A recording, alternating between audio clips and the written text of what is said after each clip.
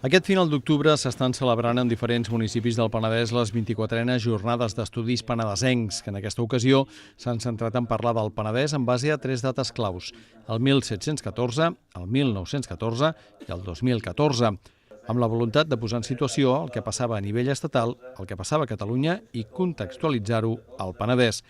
En la jornada de divendres a l'Auditori de Vinzeu, que de fet era l'acte central d'aquestes jornades, es van presentar un total de 10 ponències, 5 d'elles centrades en el 1714 al Penedès, però també es parlava de 1914, l'any en què es va crear la Mancomunitat de Catalunya i en què va esclatar la Primera Guerra Mundial, i també en el moment actual que s'està vivint el 2014. Nosaltres celebrem en aquestes jornades una sèrie de conferències per diferents municipis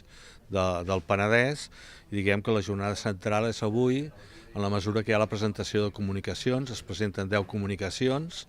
la meitat sobre 1714 i l'altra meitat sobre les altres dues dates, i la idea és que avui puguem presentar les comunicacions i debatre sobre els efectes que va tenir tant els fets de 1714 com la Mancomunitat el 1914 i finalment la situació actual. La intenció és emmarcar aquests grans fets de la història i acostar-los a la realitat del Penedès. Les ponències i els treballs presentats, així com les conclusions, es recolliran en una publicació posterior. Precisament en aquestes jornades parlem de Catalunya i el Penedès, no? És a dir, intentem emmarcar uns fets importants a Catalunya, però analitzant el que va passar al Penedès i quina repercussió va tenir el Penedès. I en principi el resultat d'aquestes actes, tant els textos com les conferències, es publicaran junt amb les conclusions que s'extreguin, perquè en definitiva es tracta d'un debat entre historiadors, aficionats d'historiadors i tothom que vulgui.